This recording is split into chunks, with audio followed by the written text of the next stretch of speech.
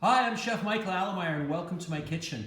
We are in the heat of summer right now, and one of the things I love to eat when it's scorching hot outside is a lot of different types of salads. And what I want to show you today is probably one of my favorite salads, and I'm going to teach you and show you how to make a salad dressing. All right, so what I'm going to do is I'm going to do a salad of grilled romaine lettuce with a garden herb dressing with some garlicky croutons. And one of the key ingredients that we're going to need for this lovely dish is Canadian canola oil, of course. So let's talk about salad dressings. Salad dressings are these really rich, delicious, lovely elements which we use to coat and mask different types of lettuces and vegetables and starches and things like that. How you use them, honestly, the possibilities are endless with what you can do. So I am going to walk you through the basic process of how to make a salad dressing. So a salad dressing is basically a glorified mayonnaise, and what it is an emulsified dressing. So these are some of the ingredients that we're going to be using. We are going to be using a whole egg. Now this whole egg is at room temperature. I'm going to be using a little bit of mustard. I've also got some white vinegar over here, a little bit of salt, some Canadian canola oil, fresh herbs from the garden, and then to finish it off, a little bit of buttermilk. And the buttermilk is going to add a really interesting dimension to it. It's got a little bit of tartness to it, but it's going to add a lovely sense of richness that vegetables absolutely love. All right, so for our dressing, I'm going to make it in a food processor. Now, for this particular dressing, a food processor or a blender really is the right piece of equipment that you want, because it really helps with the whole emulsification process. So what I've got here is one whole egg. Now, the whole egg is at room temperature, and that's really important. Successful emulsions are produced when your egg is at room temperature versus very, very cold. All right, so that's a good little trick to remember. Then I'm going to add some mustard. Then I've got some white vinegar, and I've got some salt for flavor, of course. And then what I've got here is a combination of fresh garden herbs. So what I've got in this particular bowl here is parsley, tarragon, mint, and a little bit of cilantro. Those herbs work really, really well. Now you can use whatever you want as well. If you love parsley, if you want a little bit of chervil, maybe some fennel tops, all of that works well. Dill, of course, would be great in this. So really, you can really change it up based on what you have. And I grow lots of herbs in my garden, so this works well. And this time of year is really when they are best and they should be celebrated. So we're going to put all of those into the food processor like that. I'm going to knock everything down. Now with the herbs, you notice that I kind of coarsely chopped them a little bit, and that just kind of helps with the whole process. Now I'm going to turn this on, and I'm going to make a puree. What we're going to do is break down those herbs a little bit, and we're kind of mixing everything together. So we've got our egg, we've got the mustard, we've got the vinegar, the salt, and all of the herbs. So what we've got is our base for our emulsification. Now what we're going to do is I am going to add the canola oil to this, all right? And when we add the canola oil, it's really important that we do it very slowly, especially in the beginning stages.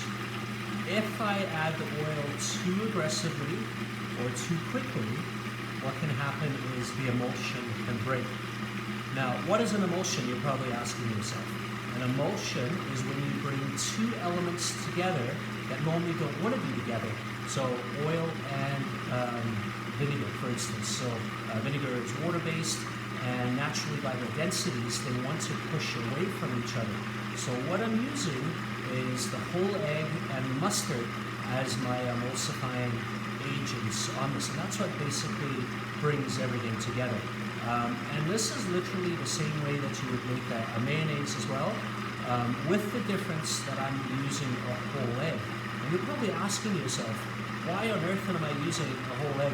Well, when we introduce the egg white to this emulsion, it really helps make the dressing quite creamy, versus if it was just a straight egg yolk, it would be very stiff and very thick, kind of like a mayonnaise, right? So when I make dressings, I always like to use whole eggs just because it really gives it that super light, creamy texture, which really masks and coats so well to the other ingredients that we're mixing it with.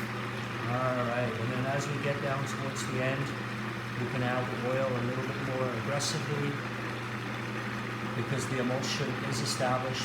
And you can see all those lovely garden herbs that I've got inside are changing the color. You can see little flecks of them in. Very, very appealing to look at. And as it's being pureed, of course, all those awesome garden herbs are contributing so much flavor into what we've got here. And we're on the home stretch. Last little bit of oil. Just like that. Perfect. All right. So that's in. And then what I've got is my buttermilk. And then I'm going to just, same thing, just kind of slowly stream in the buttermilk. Last minute. And in goes the buttermilk. If you don't have buttermilk, sour cream, or even a little bit of yogurt, works really, really well for this application as well. All right, and then when it's done, that is our garden herb dressing. And look at that. You can see it's thick, but it's not too thick. And it's got this awesome color. And I just love all those little flecks of the herbs and everything like this. So what I'm gonna do is I'm gonna put this in the fridge, and then we're gonna go work on the next component.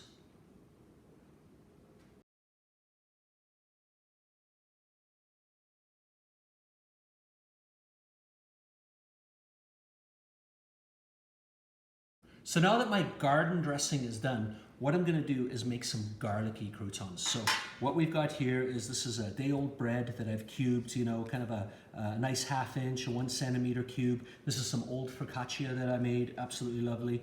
And then what I've got here is some granulated garlic and a little bit of salt.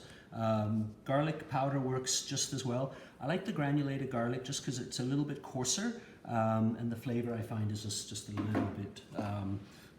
little bit more assertive, which is perfect for what we want here. And then I'm just going to season the cubed bread with that all nicely. And then what I've got here is I'm going to add a few tablespoons of canola oil. Because the bread is day old, it's definitely a little bit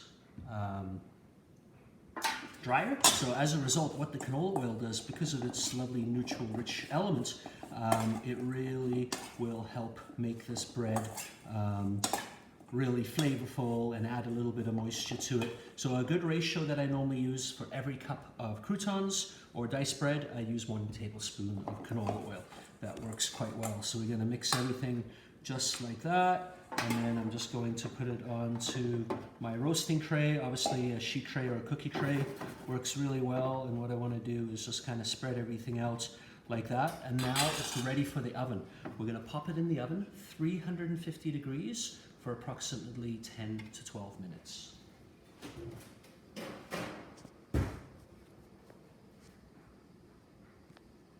All right, so after 12 minutes, the croutons have come out of the oven, and they smell absolutely amazing. The whole house has just got this lovely toasted bread, garlicky sort of aroma to it. They are seasoned really well. So they're gonna cool down just for a little bit. Then let's talk romaine, because that's what the salad is grilled romaine. So what I've taken here is, this is a whole head of romaine lettuce. And what I've done is I've peeled off the outer leaves that weren't really that appealing and composted them.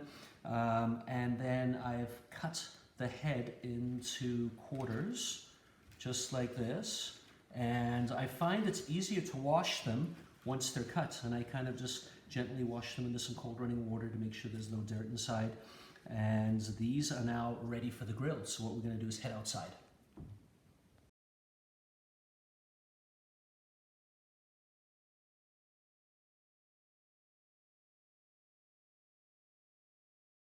Now it's time to hit the grill. Now a great little trick and a little tip to remember, when grilling, preheat your grill every single time. and then scrape it. So I've heated the grill, I've scraped it with a wire brush, and it's nice and clean and ready to go. That really helps with reducing anything sticking to the grill. So always start with a clean, hot grill. What I've got here is just a little bit of our Canadian canola oil in this bowl here, and then what I'm going to do is I'm lightly just going to brush the romaine with a little bit of this oil. So whenever you're doing any grilling, if you can lightly oil, and that's the key element here. You don't want to put too much, because if you put too much canola oil onto your product when you grill it, it can flare up quite considerably. So for that reason, we just lightly oil it, and then it's just a simple matter of placing it on the grill like this. And there's something wonderful and something very unique about grilled lettuce. And I don't actually want to overcook it. All I want to do is just put a little bit of flavor on it. So the grill is preheated. I've got it at medium heat because I don't want it to be too aggressive. And then I'm going to just flip it over onto the other cut side. And what we're going to do is just lightly roll the romaine on the grill just like this. And I'm just looking at just putting a little bit of flavor, softening it. Romaine is perfect for this application because it's a little bit hardier. And you want to kind of stick to the lettuces that are a little bit hardier. Endive works really well for this. Chicory works really well. Radicchio, iceberg lettuce. All of those lettuces really are suited for this task just like this. And then if you come in here and you can see we've got these awesome little grill marks, and you can see it actually brightens the color of the lettuce quite a bit, and it's introducing this lovely little bit of smokiness to it. And that's the key. That's where the canola really comes in, because the oil creates smoke as it hits the hot grill and falls down into the heat source, and then that smoke kind of comes up and it gives us that lovely flavor and aroma that we love about grilled food. And this time of year, I'd much rather fire up the grill than be cooking inside as well. Now back to the croutons. If you don't want to turn in your oven, feel free to do the croutons on your grill as well. And that's a great way to kind of help keep your house cool in these hot months as well.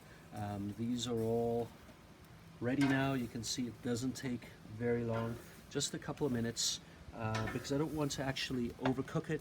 I want to keep it still nice and crispy, nice and firm, but we've got this lovely charred elements to it. All right, now it's time to go to the plate.